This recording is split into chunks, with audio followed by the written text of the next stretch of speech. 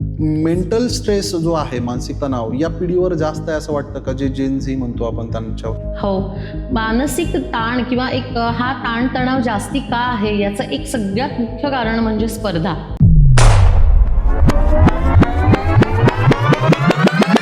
तरी प्रत्येक पालकाला वाटत असतं की माझं मूल हे उत्तम गाणारच व्हायला पाहिजे, म्हणजे शैक्षणिक पातळीवर पण त्यांनी प्रगती केलीच पाहिजे, ते 5 नंबरमध्ये आलंच पाहिजे. पण तरी सुद्धा आपण त्यांना त्यासाठीचं प्रेशर किती देतोय हे फक्त एकदा प्रत्येक पालकाने थोडंसं पडताळून बघणं आवश्यक आहे. मोबाईलच्या अतिवापरामुळे मुलांच्या हातात मोबाईल द्या तर यही मोबाइल फोन बच्चों के अंदर की मोबाइल की लत से एक बच्चे की जान चली गई। मॅम, आत्ता आपण बघतो की सोशल मीडियाचं युग आहे. पोस्ट टाकली तर काही लोकांनी लाईक नाही केलं तर आपण त्याला निगेटिव्हली घेतो. तर हे जे जेन झी आहे बेसिकली, त्यांना सगळ्या गोष्टी इन्स्टंट पाहिजेत. म्हणजे अगदी आता मी रिअल इस्टेटमध्ये तर मी बघतो की 25व्या वर्षी मुलाला स्वतःचा फ्लॅट पाहिजे वगैरे, 8वी 9वी 10वीच्या मुलाला स्वतःची कार किंवा गाडी पाहिजे, किंवा मोबाईल तर आई वडील म्हणजे सोने गहाण ठेवून आयफोन देताना पण आपण न्यूज बघितलेले आहेत. मला मान्य आहे की आता कोविडने आपल्याला सगळ्यांना सांगितलं की ही छोटी जी गॅजेट्स आहेत, म्हणजे जसं फोन आहे, ते आपल्याला मुलांना देण्याची आज गरज आहे. पण ते कुठल्या वयात द्यायचं आणि त्याचा वापर कसा करायचा, किती वेळ करायचा, हे सगळं आपण मुलांना सांगणं खूप आवश्यक आहे सगळ्यामध्ये, असं मला वाटतं. आधीची जी पिढी होती, जी आपण 80s 90sच्या पूर्वीची पिढी होती, ती आणि आत्ताची पिढी याच्यामध्ये तुम्हाला काय तफावत जाणवते? सगळ्याच लेवलला सर खूप फरक जाणवतो आपल्याला दोन्ही पिढ्यांमध्ये. आणि हा अर्थातच प्रत्येकच पिढीमध्ये हा तुम्हाला पुढच्या नेक्स्ट जनरेशनमध्ये काहीतरी एक्स्ट्रा असतंच. बरोबर. आणि मागच्या जनरेशनमध्ये सुद्धा काही चांगल्या गोष्टी असतात. सो हा फरक तर प्रत्येक जनरेशनमध्ये आपल्याला बघायलाच मिळतो. पूर्वी माझ्या मते सह्याद्री वाहिनीवर आपण ते 4 वाजता रविवारी एक मूवी लागायची, तर पूर्ण कुटुंब एकत्र बघायचं बघा. हां. तेव्हाचे मूवीज पण तसे होते की होते. सगळं कुटुंब खरंच आहे. एकत्र बघू शकत बघू शकत होतं. होतं. रामायण महाभारत होतं, की सगळे आतुरतेने वाट बघायचे. तो सुद्धा फॅमिली टाइम होता सर. बरोबर. आणि त्याच्यामध्ये माझ्या मते ती लोक जोडली गेलेली असावी. येस. आणि बऱ्याचशा टीव्ही सिरियल लोकांना कनेक्ट करतात आजही. म्हणजे सॉन्ग किंवा इंट्रो ऐकला की ते कनेक्ट होतात त्या येस येस काळामध्ये. येस. तर AI आणि त्याचा होणारा पुढच्या पिढीवरील परिणाम यावर आपलं काय मत असेल? Yes yes. पुन्हा एकदा आपल्यासाठी आपण AI मध्ये. नमस्कार, मी रोहित गायकवाड, रिअल इस्टेट प्रशिक्षक आणि लेखक. तुमचे पुन्हा एकदा स्वागत करतो TRG पॉडकास्टच्या नव्या कोऱ्या एपिसोडमध्ये. आजच्या पॉडकास्टमध्ये आपले जे प्रमुख पाहुणे आहेत त्या आहेत डॉक्टर सायली राणे वैद्य मॅम, ज्या एक फॅमिली आणि चाइल्ड सायकोलॉजी एक्सपर्ट आहेत. त्यांनी एन नंबर ऑफ क्लायंट सोबत काम केलेले भारतात आणि भारताबाहेर देखील.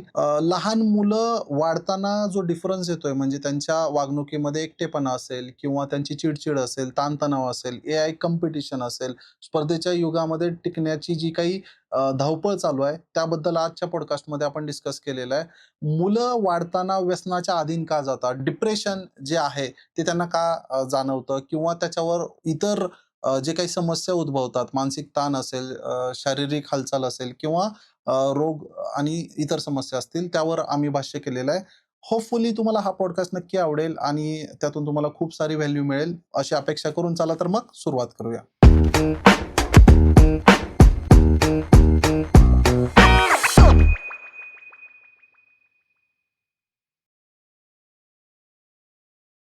सायली मॅम, तुमचं पुन्हा एकदा स्वागत. आमच्या प्रेक्षकांना तुमची थोडक्यात ओळख करून द्या. येस. नमस्कार. मी डॉक्टर सायली राणे वैद्य. आधीच्या पॉडकास्टला आपण सगळे भेटलेलोच आहोत. तसं मी पुन्हा माझी थोडक्यात ओळख करून देते. मी मुख्यतः प्रोफेशनल सायकोलॉजिकल फॅमिली काउन्सिलर आहे. त्यामुळे आजचा आपला विषय त्याच्या संबंधितच आहे की चाइल्ड सायकोलॉजी आणि एक फॅमिलीचा बॉन्ड कसा हवा किंवा काय, याबद्दल आपण आजच्या पॉडकास्टमध्ये थोडं बोलणार आहोत. त्याच्या बरोबरीनेच मी ग्राफोलॉजिस्ट आहे, तुम्ही मागच्या पॉडकास्टमध्ये ऐकलत तसं. आणि मी टेलिपॅथिक कम्युनिकेटर म्हणून पण काम करते. आणि या सगळ्याबद्दलचे सगळ्याचे प्रशिक्षण मी स्वतः डिझाईन केलेले कोर्स माझ्या इन्स्टिट्यूटमध्ये घेतले जातात. अन्वितारा ट्रेनिंग सेंटरमध्ये हे सगळे कोर्सेस तुम्हाला तिथे शिकायला मिळतात. ऑनलाईन, ऑफलाईन या दोन्हीही माध्यमातून मी शिकवते. Thank you ma'am. खूप छान.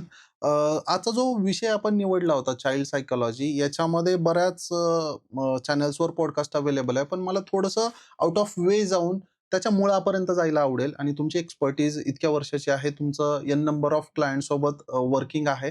त्यातून ज्या ॲक्चुअल रिअल लाईफमध्ये तुमच्या ज्या काही ऑब्झर्वेशन आहेत त्या शेअर करायला अशीच अपेक्षा करून सुरुवात करूया.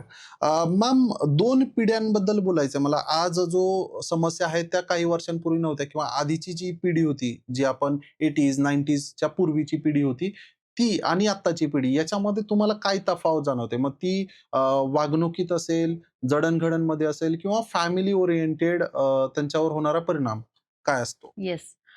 सगळ्याच लेव्हलला सर खूप फरक जाणवतो आपल्याला दोन्ही पिढ्यांमध्ये आणि हा अर्थातच प्रत्येकच पिढीमध्ये हा तुम्हाला पुढच्या नेक्स्ट जनरेशनमध्ये काहीतरी एक्स्ट्रा असतंच. बरोबर. आणि मागच्या जनरेशनमध्ये सुद्धा काही चांगल्या गोष्टी असतात. सो हं. हा फरक तर प्रत्येक जनरेशनमध्ये आपल्याला बघायलाच मिळतो.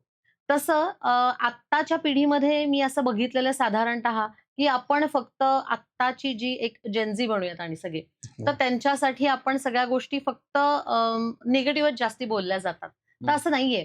काही गोष्टी या लोकांमधल्या किंवा या मुलांमधल्या खूप चांगल्या पण घेण्यासारख्या आहेत हां. म्हणजे आता जेव्हा माझ्याकडे काही क्लायंट्स येतात, तेव्हा सगळ्यात महत्त्वाचं आणि अर्थात माझ्या मुली पण त्याच वयाच्या आहेत, त्यामुळे मला जास्ती माहिती आहे, की त्या मुलांमध्ये एक प्रॅक्टिकल अप्रोच जो आहे, तो आधीच्या पिढीपेक्षा खूप नक्कीच जास्ती आहे.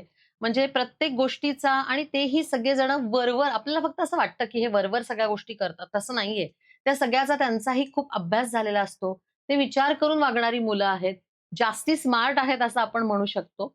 अर्थात परत एकदा पण प्रत्येक मूल घडताना मात्र त्याच्या सगळ्याच्या मागे त्याची फॅमिली बॅकग्राऊंड म्हणजे जसं आपण म्हणतो तसं, की एक नेचर ठीक आहे. म्हणजे नेचर म्हणजे काय? तर एखाद्या मुलामध्ये त्याच्या आई-वडिलांकडून किंवा मागच्याही पिढ्यांमधून येणारे काही जीन्स असतील, काही म्हणजे त्याच्यामध्ये सगळ्या गोष्टी आल्या. दिसणं, स्वभाव, काही अनुवंशिक आजार असतील. हे सगळं अनुवंशिकतेने येणं ही गोष्ट वेगळी. हे सगळं नेचर झालं. पण नर्चरिंग हा पार्ट जो असतो, त्याच्यामध्ये काय येतं, तर त्याच्यामध्येच घरातल्या प्रत्येक मेंबरचा खूप मोठा सहभाग असतो. तुमचं पालन-पोषण आपण त्याला असं म्हणू शकतो, की ते कशा पद्धतीने झालेलं आहे आणि हे तुम्ही गर्भ अवस्थेत असल्यापासूनचं असतं. तेव्हापासून तुम्हाला काय-काय दिलं गेलेलं आहे. त्या हं. सगळ्या गोष्टी खूप मॅटर करतात. त्याप्रमाणेची आपण जी एक पूर्ण म्हणजे एक पूर्ण घडलेली एक व्यक्ती, तरुण एखादा मुलगा किंवा मुलगी, 20 वर्षाची, 21 वर्षाची मुलगा किंवा मुलगी जेव्हा आपण बघतो, तेव्हा या सगळ्या गोष्टी त्याच्या मागच्या मॅटर करणाऱ्या असतात.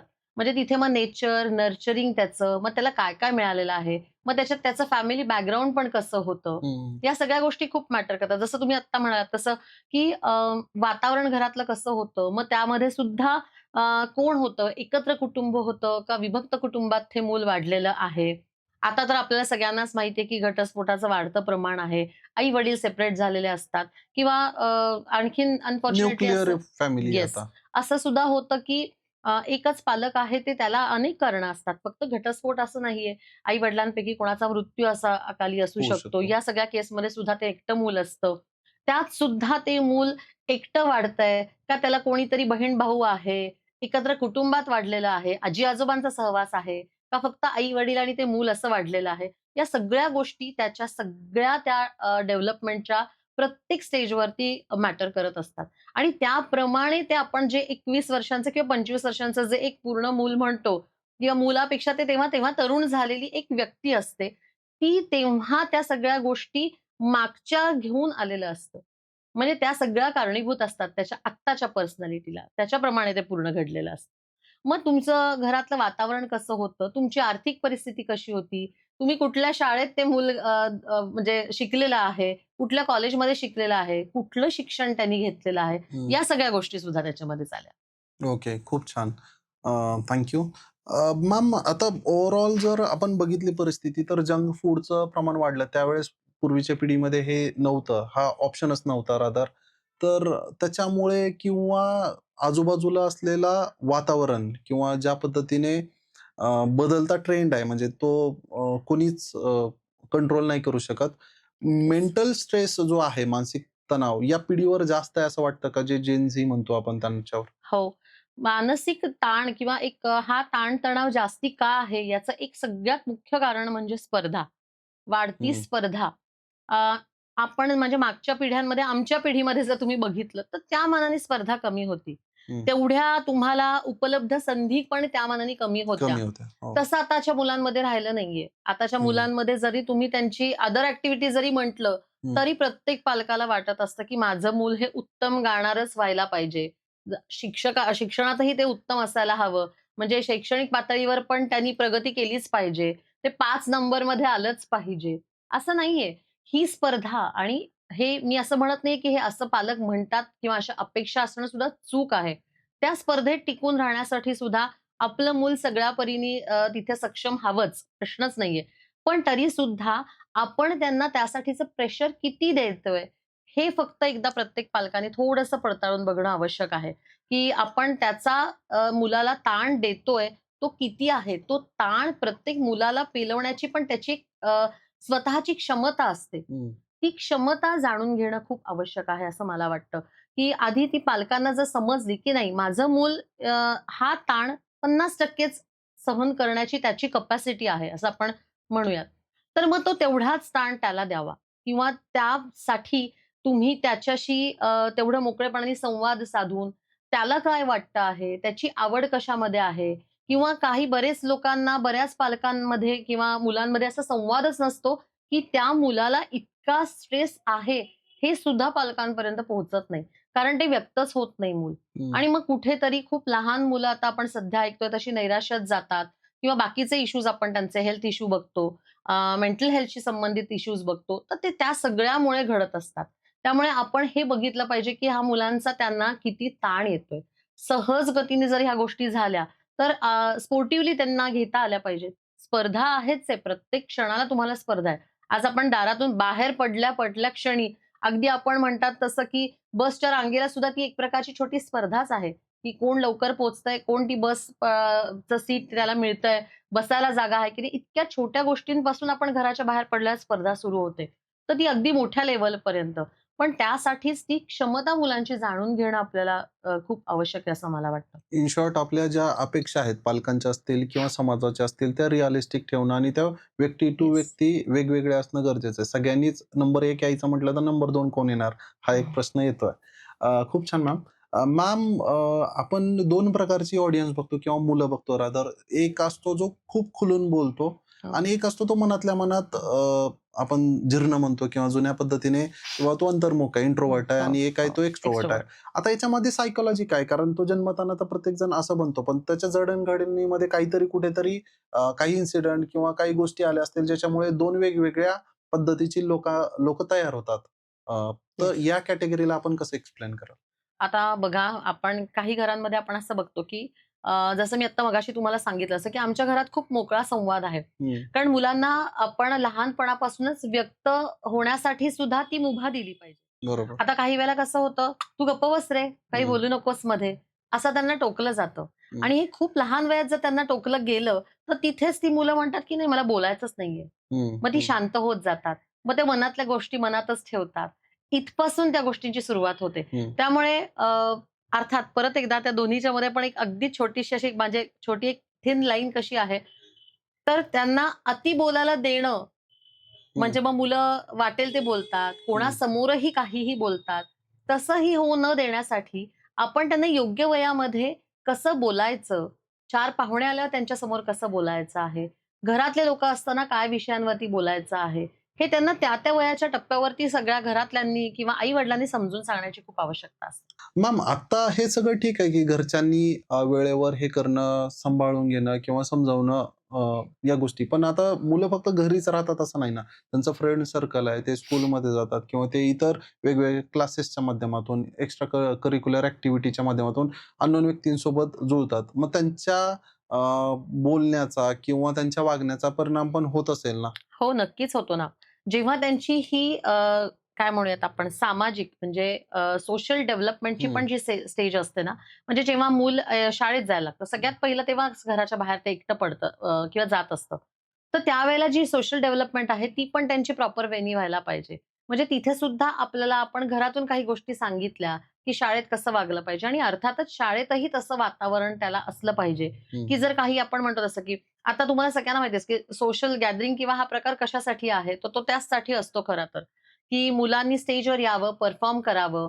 वक्तृत्व स्पर्धा असतात. त्याच्यामध्ये सुद्धा मुलांनी त्यांचं येऊन स्टेजवर परफॉर्म करावं. या सगळ्या गोष्टी त्याचसाठीच्या असतात, की एक समाजामध्ये त्यांना अ, ते बोलण्याचा कॉन्फिडन्स यावा. आता जसं तुम्ही म्हणालात, की काही मुलं ही अंतर्मुख असतात, तर त्यांच्यामध्ये थोडासा काही वेळेला कॉन्फिडन्स कमी असणे, हाही एक प्रॉब्लेम बघायला मिळतो. म्हणजे आई-वडिलांनी जरी सांगितलेलं असतं, तर मूळतःच त्या मुलाची थोडीशी एक जडणघडण तशी झालेली असते आणि शिवाय त्याच्यामधला आत्मविश्वास कमी असतो. मग जेव्हा सोशली डेव्हलप होत असतं, हं, त्यावेळेला सुद्धा त्या प्रत्येक स्टेपवरती त्याला तिथे सुद्धा त्याचा कॉन्फिडन्स वाढवण्यासाठीच्या ज्या काही-काही छोट्या-छोट्याशा टेक्निक्स असतात किंवा मग अगदी गरज पडली तर थेरपिस्टकडे जाऊन त्यांची सुद्धा जरूर मदत घ्यावी अशा वेळेला. त्या त्या टप्प्यावरती त्या गोष्टींमध्ये जर तुम्ही मुलांमध्ये सुधारणा केली, तर जसं आपण म्हटलं जसं की एखाद्या मुलामध्ये आत्मविश्वास कमी आणि तो स्टेजवर नाही परफॉर्म करू शकत आहे आणि त्या वयात असतानाच त्याच्यावरती जर काम केलं गेलं, त्या गोष्टींवरती काम केलं गेलं, तर नक्कीच मी तुम्हाला असं सांगते, की उद्या उठून 1000 लोकांसमोर सुद्धा तो मुलगा छान पद्धतीने परफॉर्म करू शकतो. सो हे हळू तुम्ही करू शकता त्याच्यामध्ये. असंही नक्कीच नाहीये, की 5वीतला मुलगा आहे आणि तो असा घाबरतोय, त्याच्यामध्ये आत्मविश्वास कमी आहे. 4 लोकांसमोर आज तो बोलू शकत नाहीये. तर तो लगेच उठून 10 दिवसात त्याच्यातला कॉन्फिडन्स वाढणार नाहीये आणि हं. तो काही 1000 लोकांसमोर बोलणार नाहीये. पण स्टेप बाय स्टेप या सगळ्यामध्ये त्याच्या सुधारणा होण्याची आवश्यकता असते आणि नक्कीच तिथे आता त्या सगळ्यासाठीच या सोशल डेव्हलपमेंटसाठी सुद्धा खूप ॲक्टिव्हिटीज असतात. शाळांमध्ये ज्या घेतल्या जातात, अदर ॲक्टिव्हिटीजमध्ये घेतल्या जातात आणि पालकांनी पण त्याच्यासाठी थोडेसे परिश्रम घ्यायला काही हरकत नाही. ओके, खूप छान. अ, मॅम आता आपण बघतो की सोशल मीडियाचं युग आहे. प्रत्येक गोष्टीचा हा कुठेतरी अपेक्षा ज्या आहेत त्या वाढलेल्या आपल्याला जाणवतात, की बाबा पोस्ट टाकली तर काही लोकांनी लाईक नाही केलं तर आपण त्याला निगेटिव्हली घेतो. हो. मग किंवा खूप लाईक केलं तर मग तो अति प्रमाणात त्याचा वापर केला जातो. तर हे जे जेन झी आहे बेसिकली त्यांना सगळ्या गोष्टी इन्स्टंट पाहिजेत. म्हणजे अगदी आता मी रिअल इस्टेटमध्ये तर मी बघतो की 25व्या वर्षी मुलाला स्वतःचा फ्लॅट पाहिजे वगैरे आणि हे पूर्वी नव्हतं. म्हणजे जर मी थोडा वेळ घेईल, पण आधीच्या पिढीमध्ये कसं होतं की रिटायरमेंटला ज्यावेळेस सरकारी एखादा अधिकारी असेल किंवा घर किंवा रिटायरमेंटच्या पैशातून त्यांना काहीतरी सेटलमेंट ही तोपर्यंत पेशन्स येस. असायचा. आता ते सगळं संपलं. म्हणजे 8वी, 9वी, 10वीच्या मुलाला स्वतःची कार किंवा गाडी पाहिजे. किंवा मोबाईल तर खूपच कॉमन झालेला आहे. म्हणजे अगदी. तो स्टेटस सिम्बॉल झालेला आहे. हं, हं. आई-वडील म्हणजे सोने गहाण ठेवून iPhone देताना पण आपण न्यूज बघितलेले आहेत. तर याचा ओव्हरऑल जो परिणाम आहे म्हणजे हं. डोपामाइन जे सिक्रेट होतं, याचा आपल्या वागणुकीवर जो परिणाम होतो, याला काही बंधन आहे का? किंवा याला कसं थांबवता, कंट्रोल करता येऊ शकतं का? Wait. If you are investor or industrialist looking for clear title agriculture or industrial plot across Pune, Mumbai and Konkan region, then do contact us for verified legally clear land parcels. हमेशा याद रखिए, land is limited. अगर आपने नहीं खरीदा तो वो किसी और की अमानत होगी. अगर आपको अपनी लैंड बेचनी है या खरीदनी है तो डिस्क्रिप्शन बॉक्स एंड कमेंट में लिंक दी है, उस पर क्लिक कीजिए, फॉर्म सबमिट कीजिए, हमारी टीम आपको कॉन्टैक्ट करेगी. Thank you. हो, नक्कीच. आणि हे परत एकदा थोडंसं पालकांच्या हातात आहे, की कुठल्या वयात आपण मुलांना मला मान्य आहे, की आत्ता कोविडने आपल्याला सगळ्यांना सांगितलं, की ही छोटी जी गॅजेट्स आहेत, म्हणजे जसं फोन आहे, ते आपल्याला मुलांना देण्याची आज गरज आहे. पण ते कुठल्या वयात द्यायचं आणि त्याचा वापर कसा करायचा, किती वेळ करायचा, हे सगळं आपण मुलांना सांगणं खूप आवश्यक आहे या सगळ्यामध्ये, असं मला वाटतं. आणि तुम्ही आत्ता म्हणालात तसं, की सगळ्याचा ईझी वे आणि सगळं क्विक हवंय त्यांना, बरोबर. फास्ट हवंय. पेशन्स 0 लेव्हलला आहेत सगळ्या या मुलांची मुख्यतः. आपल्या सगळ्यांमध्ये आमच्या पिढीमध्ये तर खूप जास्ती पेशन्स आहेत, अजूनही आहेत. पण या मुलांमध्ये पेशन्समधला त्यांना पी सुद्धा आपण म्हणतो तसं माहिती नाही. सो या सगळ्या गोष्टी त्यांच्या आधीपासूनच तुम्ही प्रत्येक गोष्टीत जसं आपण म्हणतो तसं, की अगदी छोटी गोष्ट असते बघा ही सुद्धा. मूल जेव्हा छोटं असताना हट्ट करतं, त्याला म्हणता क्षणी ती वस्तू आणून देणं. तुम्ही त्याला थांबायला शिकवतच नाहीयेत. तुम्ही त्याला पेशन्स म्हणजे काय असतं, हे तुम्ही आई-वडीलच जर त्याला सांगत नाही आहात. मान्य आहे मला, की आता आई-वडिलांना असं वाटतं, की मला हे लहानपणी नाही मिळालं. मला असं खूप इच्छा होती, की माझ्याकडे छान खूप अशी त्यावेळेला आमच्या लहानपणी बार्बी डॉल म्हणा किंवा हं. असे काही भातुकलीचे खेळ होते, की जे बरोबर. खूप महागही होते, जे फक्त श्रीमंत लोकांच्या घरात बघायला मिळायचे. मला नाही ते मिळालं लहानपणी, तर आज माझ्या मुलांना मी ते उपलब्ध करून देऊ शकलं पाहिजे. त्याच्यासाठी आई-वडील कष्ट करत असतात. पण तुम्ही ते इझिली देऊ नका. त्याचं महत्त्व त्यांना राहिलं पाहिजे आणि प्रत्येक हट्ट जर तुम्ही त्याचा पुरवला, तर त्याच्यामध्ये पेशन्सच राहणार नाहीये बरोबर. आणि गंमतही राहणार नाहीये. त्याबद्दलची क्युरिओसिटी पण त्या मुलांमध्ये राहणार नाहीये. जसं त्याचं अजून एक छोटंसं तुम्हाला उदाहरण देते मी, की आमच्या लहानपणी आपला फराळ जो सगळा आहे, म्हणजे करंजी आहे, चकली आहे, ही फक्त दिवाळीत म्हणजे वर्षभरातून एकदा आपल्याला फक्त बनवताना बघायला मिळायची आणि खायला पण तेव्हाच बरोबर. मिळायची फक्त. पण आता सर्रास तुम्ही कुठल्याही किराणा मालाच्या दुकानात गेलात तरी तुम्हाला तिथे लाडू, करंज्या, चकल्या ह्या इझिली अवेलेबल होतात. त्याचं अप्रूपच मुलांमध्ये राहिलेलं नाहीये. पण बरोबर. आपल्याला आहे. कारण माझं अपब्रिंगिंग तसं झालेलं आहे, की मला अजूनही त्याचं अप्रूप वाटतं, की त्या सीझनमध्ये, त्या काळामध्ये, त्या फेस्टिव्ह सगळ्या मूडमध्ये असतानाच त्या खाण्याला खरी मजा आहे. बरोबर. मग लहान असताना आपण आपल्या आजीला, आईला मदत करत असतो. ही सगळं आपल्याकडे सणवार आणि या सगळ्या ज्या गोष्टी आहेत त्या त्याच्या सगळ्यासाठीच आहेत. बरोबर. आपण आपल्या म्हणजे भारतामध्ये विशेष करून मी असं सांगेन, की हे सगळे जे सीझन्स आहेत, प्रत्येक सणवार आहेत, त्याप्रमाणेचं जे अन्न बनवलं जातं म्हणजे फूड आहे त्या सीझन प्रमाणेचं. प्रत्येक सीझनला येणारी भाजी आहे, सगळ्याचं महत्त्व आहे आपल्या सगळ्याकडे बरोबर. आणि हे आपण सगळं कुठेतरी मागे टाकत चाललेलो आहोत. जसं हं. तुम्ही मगाशी म्हणालात तसं, की मुलांना का अट्रॅक्शन आहे पिझ्झा आणि बर्गर या सगळ्यांचं. मी असं त्या अन्नाला नावं नाही ठेवणार, वाईट नाहीये ते. पण ते कधीतरी म्हणून ठीक आहे. हं, हं. पण मला आता एक गोष्ट सांगा, की आपण सुद्धा छान रंगीत असं ते चेरी असणारं किंवा असं काहीतरी अट्रॅक्टिव्ह जर आपण टीव्हीवर बघितलं, जाहिरातीमध्ये बघितलं, टेम्प्टिंग येते, आपल्याला खावंसं बरोबर. वाटतंच ते. बरोबर. छान बर्फाचा खडा असा कुठल्यातरी त्या कोल्ड ड्रिंकमध्ये पडताना दिसला तुम्हाला, की ते गार तुम्हाला प्यावंसं वाटणारच आहे. पण जे आपले खाद्यपदार्थ आहेत किंवा आपली जी संस्कृतीप्रमाणे ज्या पदार्थ आहेत, त्याची ओळख आपण कधी मुलांना करून दिलेली आहे? नाही करून दिलेली आहे आपण. बरोबर. म्हणूनच म्हणते, की माझ्या पिढीपर्यंतच मला अजूनही चकलीचा वास म्हणला, की मला त्याचा खाण्याचा मोह होतो. मग त्यातला मी सगळा आनंद घेते. पण तसं मुलांमध्ये आहे का? नाहीये. तुम्ही त्यांना वरण-भाताचं महत्त्वच अजून सांगितलेलं नाहीये किंवा त्यांना वरण-भात पण टेम्प्टिंग झाला पाहिजे, खावासा हं, वाटला हं. पाहिजे. आपल्याला बघा आज वरण-भात गरम-गरम आणि तूप, लिंबू असं म्हटलं, तरी मी खुश असेन त्या जेवणामध्ये. पण आपण मुलांना अजून त्याचं महत्त्व, त्यातला सुद्धा आनंद जो आहे, तो आपण त्यांना दाखवूनच दिला नाहीये. जर तो आपण दाखवलेला नाहीये मुलांना, तर त्यांना तो कळणार नाहीये. आपण त्यांना पिझ्झा, बर्गर जर दिसतंय, ते त्यांना अट्रॅक्शन वाटतंय. ते त्यांना खूप मोहक वाटतंय. म्हणून ते खाण्याची इच्छा त्यांच्यामध्ये जास्ती आहे. सो आपल्या या सगळ्या गोष्टींवरती मला असं वाटतं, की समाजात काम करण्याची खूप गरज आहे. खूप गरज आहे येस. आणि माझ्या मते सुरुवात स्वतःपासून केली पाहिजे त्या अगदी. फॅमिलीनी. यालाच पकडून माझा पुढचा प्रश्न आहे मॅम, की कंपॅरिझन मग ते मार्कांमध्ये असतील, जसं तुम्ही मागे मागे म्हटलात, की स्पर्धेचं युग आहे. तर परीक्षेमध्ये असेल, मग ते इतर कारणामुळे अगदी ड्रेसपासून, शूजपासून हो. किंवा अ, काय म्हणता येईल त्याला स्कूल सिलेक्शनपासून या सगळ्या गोष्टी आपल्याला पॅरेंटिंगमध्ये बघायला हो. मिळतात, की आता जनरली आपण जे ऑफ कॅमेरा बोललो, की झेडपीमध्ये जिल्हा परिषदच्या शाळेत कोणाला टाकायचं नाहीये स्वतःच्या मुलाला. पण त्याच्यामध्ये मग एक्स्ट्रा फी भरायची तयारी आहे. म्हणजे हं. ती म्हणजे खूप स्ट्रेच करतायत बजेट, पण त्यांना तिथेच जायचंय. मग हे इनडायरेक्ट कुठेतरी कंपॅरिझन असतं. येस. आता मग त्याच्यामध्ये पण काय होतं, की ग्रुप असतो. आपण बघितलं तर त्या ग्रुपमध्ये पण एक दुसऱ्यासोबत कंपॅरिझन आहे. तर आता ह्या मुलांचं मग त्या समजा एका मुलाकडे साधी कुठलीतरी बाईक आहे आणि एकाकडे स्पोर्ट बाईक आहे. तर मग या व्यक्तीचं त्याच एज ग्रुपमध्ये, त्या हं. सर्कमस्टन्समध्ये वेगळं कंपॅरिझन चालू आहे, की बाबा माझ्याकडे असती तर काय? आणि तो सुखी नाहीये. म्हणजे ही चेन अशी आहे, की जशी आपण म्हणतो ती इकोसिस्टमचा पार्ट आहे आणि कोणी त्याच्याकडे जे आहे त्याच्यामध्ये सुखी नाहीये. नाही. तर याचा मानसशास्त्रात तुमच्या लेखी काय म्हणजे हे मूळ काय आहे याचा? येस. आता तुम्ही म्हणालात तसं, की कंपॅरिझन छोट्या गोष्टींमध्ये. साहजिकच आहे. आज माझ्या बरोबरीच्या म्हणजे मी एखादा 5वीतलं 7वीतलं मूल आहे आणि त्यांनी जर त्याच्या शाळेतल्या एखाद्या मुलाकडे जर काहीतरी अट्रॅक्टिव्ह खूप महागातली वस्तू बघितल्यावरती नक्कीच ते घरी येऊन त्याच्या आई-वडिलांकडे हट्ट मागतं करतं. बरोबर.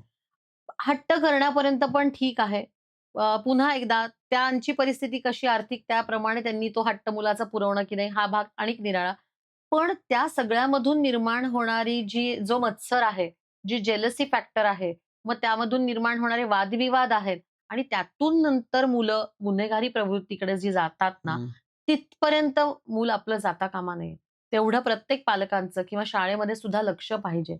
आणि हे माझं सुद्धा पुन्हा पर्सनल मत आहे, की शाळेवर काहीच नसतं. मला सांगा लता मंगेशकरांची शाळा कुठली होती आपल्याला माहितीये कोणाला? नाही. नाही. पण ती एक व्यक्ती अशी होती, की झाली ती जगभर तिचं नाव अजूनही घेतलं जातं. पण म्हणूनच म्हणते, की एखादा हुशार मूल असेल, तर ते म्युनिसिपालिटीच्या शाळेमध्ये म्हणजे तुम्ही म्हणता तसं झेडपीच्या शाळेमध्ये सुद्धा चमकणारच आहे. त्याच्या अंगातले असणारे गुण म्हणा किंवा त्याची हुशारी जी आहे, ती दिसणारच आहे किंवा ते पुढेच जाणार आहे. आणि एक सामान्य बुद्धिमत्ता असणारं मूल असेल, तर तुम्ही त्याला अगदी कॉन्व्हेंट स्कूलमध्ये घातलं, जिथे लाखांनी फिया आहेत, आज भराव्या लागतात पालकांना. तरी सुद्धा त्याची बुद्धिमत्ता आहे, त्याची कुवत आहे, तिथपर्यंतच ते मूल पोहोचणार आहे. त्यामुळे शाळेवर असं काही खरं तर हे लोकं का करतात मला कळत नाही, की तुम्ही म्हणता तसंच, की एक स्टेटस सिम्बॉल झालेला आहे. माझं मूल या शाळेत शिकतं. मी बरोबर. कुठलीही नावं घेणार नाही शाळेची, पण माझं मूल आज त्या शाळेत शिकतं. हे खूप बोललं जातं आपल्या समाजामध्ये.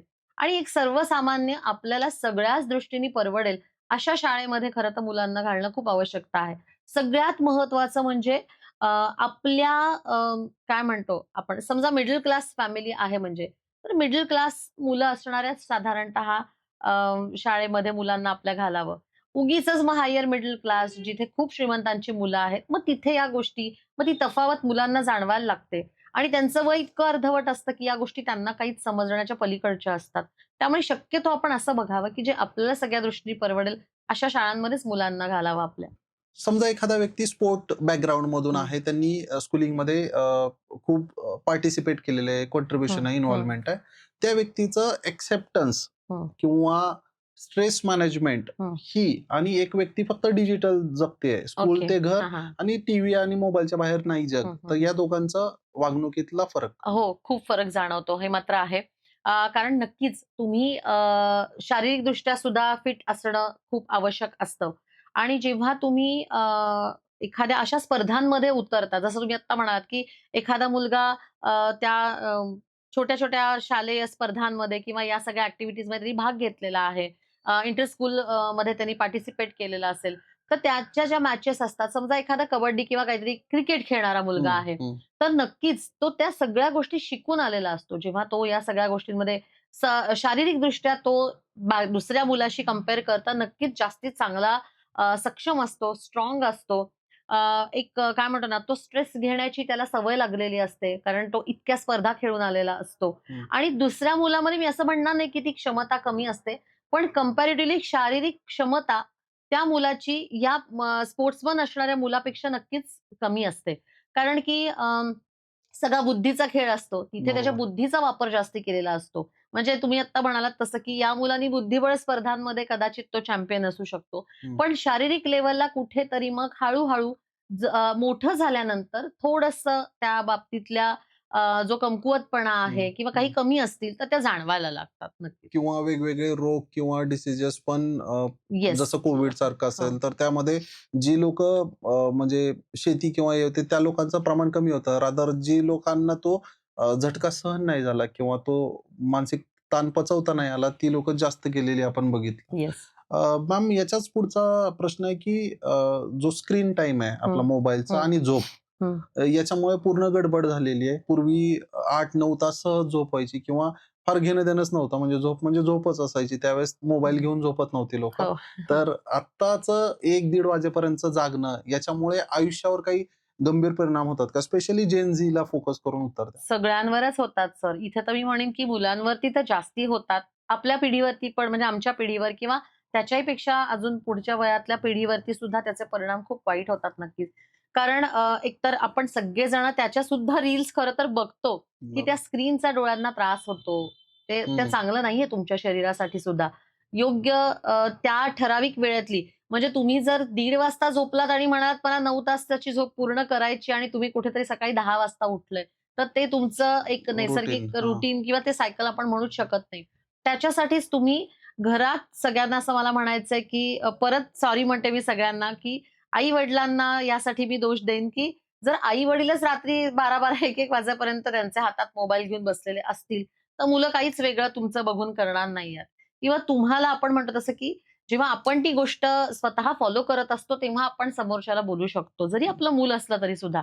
मग ते तुम्हाला असं प्रत्युत्तर करूच शकतात, की तुम्ही काय करताय? तुम्ही तर 12-12, 1-1 वाजेपर्यंत हातात मोबाईल घेऊन हं. बसलेले असतो. मी घेतला तर काय फरक पडतो? सो एक तुम्ही रुटीन किंवा एक शिस्त घरात या बाबतीतली ठेवण्याची आता खूप गरज आहे, की ठराविक वेळेला जेवणं, सगळ्यांनी घरातल्यांनी मिळून एकत्र कुटुंबानी सगळ्या एक एक तरी वेळ, हं, दुपारची मी हं. समजू शकते सगळे आपापल्या कामात व्यस्त आहेत म्हणून. रात्रीचं म्हणजे डिनर टाईम जो आहे तो सगळ्यांचा एक असणं आवश्यक आहे. आणि त्याच वेळेला तुम्ही ठरवून घ्या, की येस रात्री 10 नंतर आम्ही कोणीही मोबाईलला हात लावणार नाही.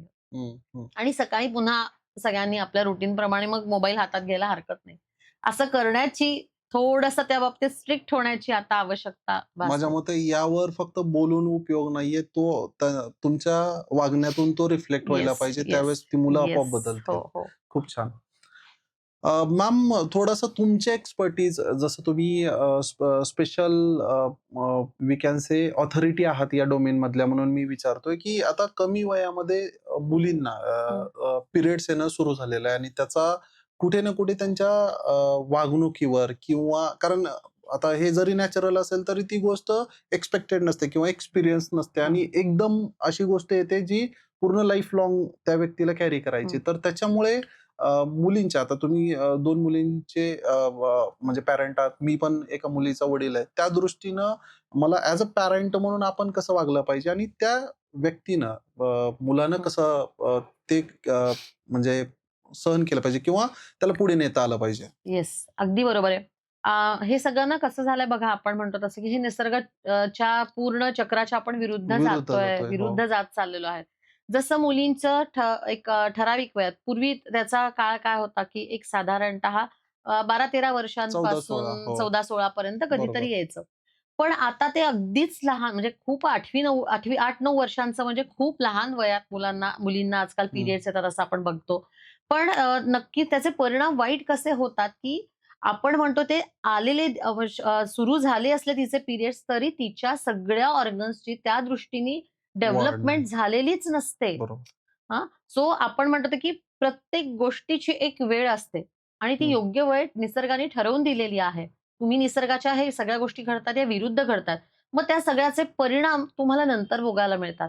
म्हणजे जसं आता मी म्हटलं तसं, की 8व्या वर्षी आणि 9व्या वर्षी जर मुलीचे पिरियड्स आले, जो मेनोपॉजचा पिरियड जो आता 45 ते 50 वर्षांपर्यंतचा आहे, तर नक्कीच तो काळ आता 35शी मध्ये आलेला आहे. हं. 30शी मध्ये आलेला आहे.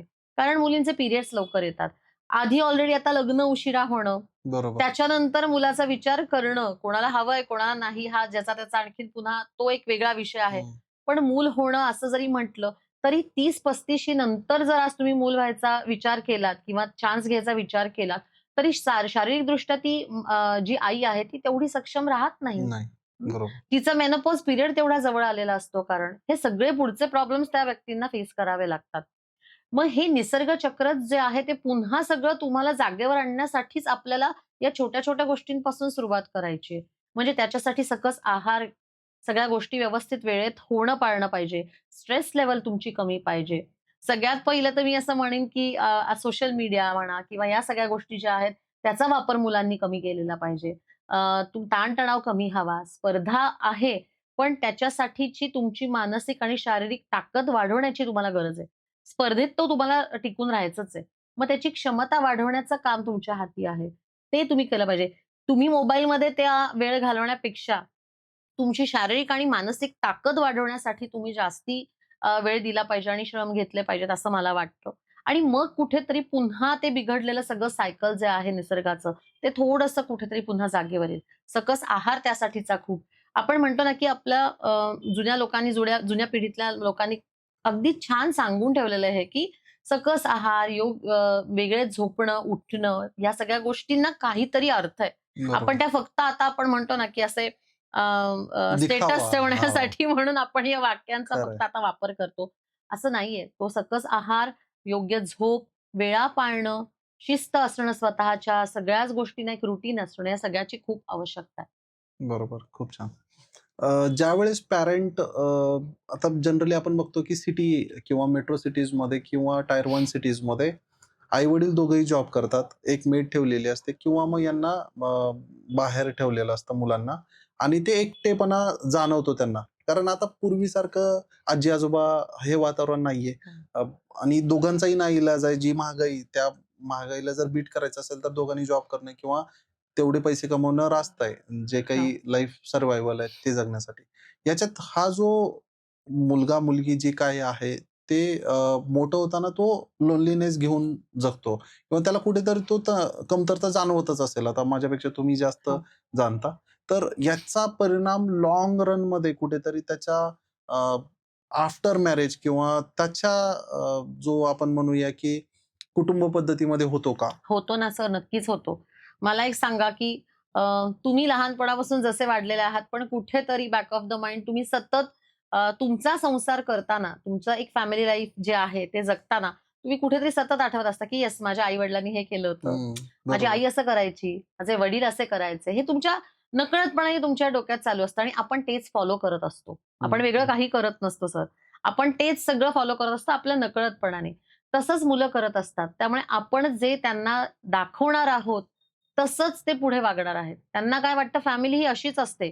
आई-वडील हे असेच आपल्याला न वेळ देणारेच असतात. मग हं. पुढे ते त्यांच्या पुढच्या पिढीत मुलांशी तसेच वागायला लागतात.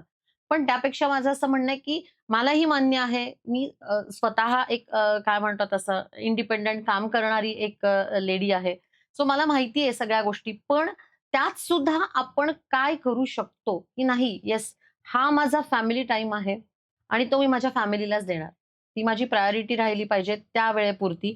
तिथे मी काहीही करणार नाही. मग तिथे माझ्या कामाचा एकही फोन सुद्धा मी साधा अटेंड करणार नाही. माझा फोन मी बाजूला ठेवलेला असणार आहे. माझा लॅपटॉप मी बाजूला ठेवलेला असणार आहे. हे करण्याची मात्र आवश्यकता आहे. ठीक आहे, तुम्ही डेली रुटीनमध्ये रोजच्या रोज हा एक करू नाही शकला आणि परत एकदा सांगते सर, की शनिवार, रविवारी मुलांना फक्त आउटिंगला घेऊन जायचं, हॉटेलिंगसाठी बाहेर घेऊन जायचं. म्हणजे तुम्ही मुलांना वेळ देता असं नाही अजिबात. हं. घरात बसून तुम्ही मुलांबरोबर नुसत्या गप्पा-टप्पा करणं, तुझं काय-काय आठवड्याचं भराचं झालेलं आहे, शाळेत काय झालंय, तुझ्या कॉलेजमध्ये काय चाललंय, तुझं काय सध्या चाललेलं आहे, हे विचारणं आणि ह्याच्यात सगळा वेळ घालवणं. अगदी मी तर म्हणते, की पूर्वी मला जेवढं आठवतंय तेवढ्या घरात सगळेजण एकत्र पत्ते खेळायचे, फॅमिली कॅरम मेंबर्स, वगैरे. हो, लुडो गेम हो. खेळायचे. हे तुम्ही घरात खेळा ना. तुम्ही का आपापल्या मोबाईलवर खेळता? हे करा आणि हे तुम्ही एकदा घरात ही गोष्टीची सुरुवात करा फक्त. खूप मुलं सुद्धा एन्जॉय करतात आणि आपण सगळे सुद्धा खूप एन्जॉय करतो या सगळ्या गोष्टी. खरं. सो या गोष्टींची एक म्हणतो ना आपण घरातून सुरुवात होणं खूप आवश्यक आहे. मग मुलांना एकटेपणा जाणवणार नाही. मग मग ते पहिले सोमवार ते शुक्रवार एखाद्या मेड बरोबर राहण्याचा जो काळ असेल ना, ते सुद्धा मुलं एक्सेप्ट करतात आणि तो आनंदाने तो काय म्हणतात, ते त्या शनिवार, रविवारची आतुरतेने वाट बघत असतात. हं. मग त्याच्यामध्ये तो सोमवार ते शुक्रवार हा काळ त्यांचा अगदी छान आनंदात जातो. पूर्वी माझ्या मते सह्याद्री वाहिनीवर आपण ते 4 वाजता रविवारी एक मूव्ही लागायची, तर पूर्ण कुटुंब एकत्र बघायचं असायचं. बघा. हां, हो. ते तेव्हाचे मूव्हीज पण तसे होते, की होते. सगळं कुटुंब खरंच आहे. एकत्र बघू शकत बघू होतं. शकत होतं. रामायण, महाभारत होतं. ही सगळी बरोबर. आतुरतेने वाट बघायचे. तो हो, सुद्धा फॅमिली टाईम होता सर. बरोबर. तो आणि त्याच्यामध्ये माझ्या मते ती लोकं जोडली गेलेली असावी येस. आणि बऱ्याचशा टीव्ही सीरियल लोकांना कनेक्ट करतात आजही. म्हणजे त्याचं सॉन्ग किंवा इंट्रो ऐकला, की ते कनेक्ट होतात त्या येस, येस, काळामध्ये. येस. अ, मला एक विचारायचं मॅम, की थोडंसं ॲडिक्शन आणि डिप्रेशन याबद्दल आता ज्याला डिप्रेशन म्हणजे एक्झॅक्ट काय माहीत नाही. हं. तोही व्यक्ती म्हणतो, की मी डिप्रेस आहे किंवा त्याच्या घरच्यांना वाटतंय तो डिप्रेशनमध्ये आहे. मग ते रिझल्टमुळे असेल, एक्झाममुळे असेल किंवा एन नंबर ऑफ रिलेशनशिप असेल किंवा एक्स-वाय-झेड कारणं असतील आणि त्यामुळे झालेलं ॲडिक्शन हं. किंवा एखादा व्यक्ती खूप जास्त पैसा असल्यामुळे वापरलेला दुसरा मार्ग ॲडिक्शनचा असेल. तर जसं आपण ऑफ कॅमेरा तुम्ही म्हटले, की तुम्हाला ड्रग्स कुठे मिळतात माहीत नाही. कदाचित मला पण माहीत नाही. पण त्या स्कूलमधल्या किंवा येस. कॉलेजमधल्या व्यक्तीला माहीत असेल, की कोणाकडे काय मिळतं आणि ती रीच जरी आता आपण म्हणतो, की पोलीस खूप स्मार्ट आहे वगैरे, वगैरे. पण मग ते थांबवू शकत नाहीयेत या सगळ्या गोष्टी.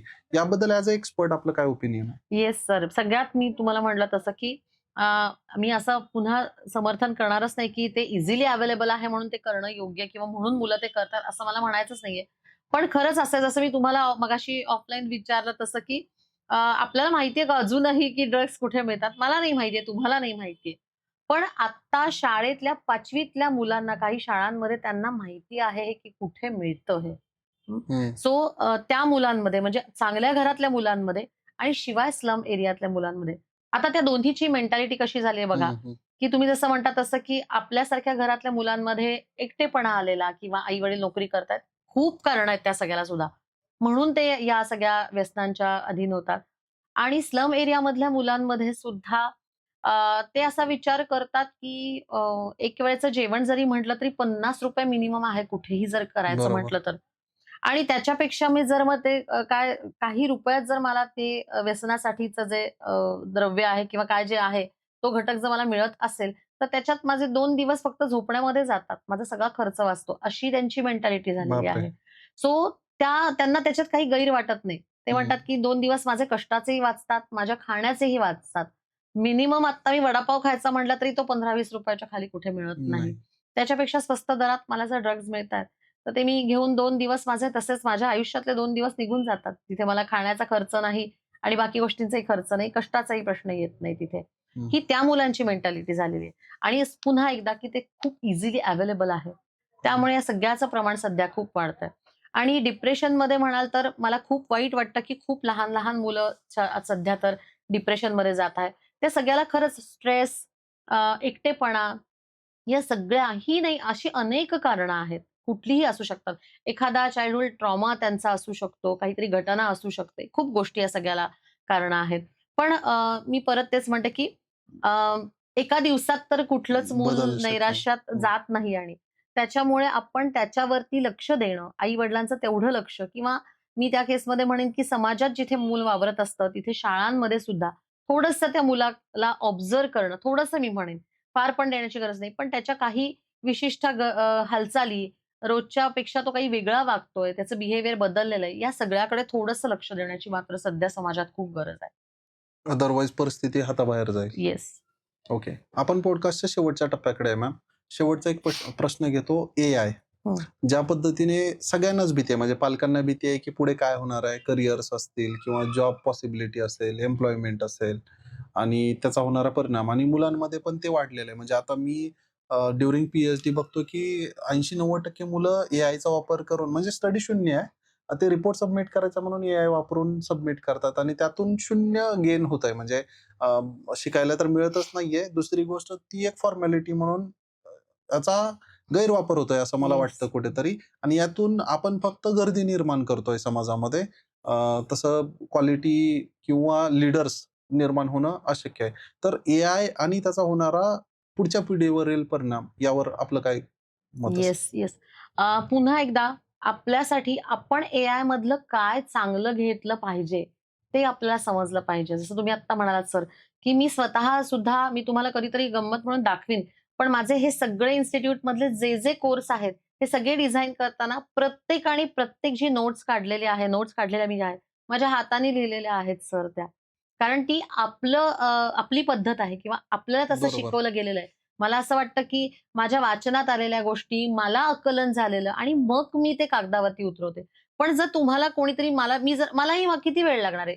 एआयच्या थ्रू जर मी म्हटलं, की येस मला अमुक-अमुक हा कोर्स सायकॉलॉजीचा हवा आहे, हा मला सगळा डिझाइन करून द्या. मला काही मिनिटात तो डिझाइन करून बरोबर. मिळणार आहे. पण त्याच्यामध्ये माझं काय आहे? पहिली गोष्ट, मला काय समजलेलं आहे? इथे गोष्टींना सुरुवात होते आणि तुम्हाला एकदा ती सवय लागली, की इझिली त्या सगळ्या गोष्टी आयत्या करणं, तर मग त्याला काहीच अर्थ राहत नाही. मग याला आपण शिक्षण असं म्हणूच शकत नाही. हे शिकणं होऊच शकत नाही. हं. एका क्लिकवरती तुम्ही आहे ते फक्त म्हणजे शब्द कदाचित हा चुकीचा वाटू शकेल. पण हे कुणाचं तरी वेगळ्याचं ज्ञान चोरण्यासारखं झालं. हं. एक्झॅक्टली. किंवा विकत घेण्यासारखं झालं. पण ते हं. कधीच असं होत नाही. तुम्हाला काय समजलंय आणि तुमचे त्याच्यात काय एफर्ट्स आहेत आणि पुन्हा एकदा तुमची क्रिएटिव्हिटी काय आहे? कारण इथे मुलांची क्रिएटिव्हिटी तुम्ही संपवून टाकताय ना. बरोबर. म्हणून एआयचा वापराच्या विरुद्ध मी नाहीये. पण तो कशासाठी केला पाहिजे? विशिष्ट गोष्टींसाठी, की येस जिथे आपली क्रिएटिव्हिटी थांबणार आहे. थांबणार हं. इन द सेन्स आपण म्हणतो, की जिथे माझा विचार थांबेल. मला नाही याच्या पुढचं सुचत आहे. तिथून फक्त आपण एआयची मदत घ्यायला हरकत नाही. पुन्हा एकदा मदत आपण पूर्णपणाने त्याच्यावरती अवलंबून डिपेंडंट. न राहता हं. येस. खूप छान. तुम्ही दिलेलं मार्गदर्शन नक्कीच आमच्या ऑडियन्सला मदत करेल. जर तुमच्या काही प्रतिक्रिया असतील किंवा तुमचे काही प्रश्न असतील, तर मॅडम आणि त्यांच्या टीमचा कॉन्टॅक्ट आपण डिस्क्रिप्शन बॉक्समध्ये देत आहे. त्यासोबतच मॅडमचे जे काही नवीन कोर्सेस येतात किंवा त्याबद्दलची जी काही फीस असेल, त्याचीही माहिती तुम्हाला त्या डिस्क्रिप्शन बॉक्समध्ये मिळेल. तुमच्या प्रतिक्रिया कमेंटमध्ये नक्कीच कळवा. जर तुमच्याकडून प्रतिसाद चांगला मिळाला तर आपण पुढच्या भागामध्ये मॅडमना इन्व्हाइट करूया वेगळ्या टॉपिक सोबत. आता रजा घेतो. Thank you ma'am. थँक्यू.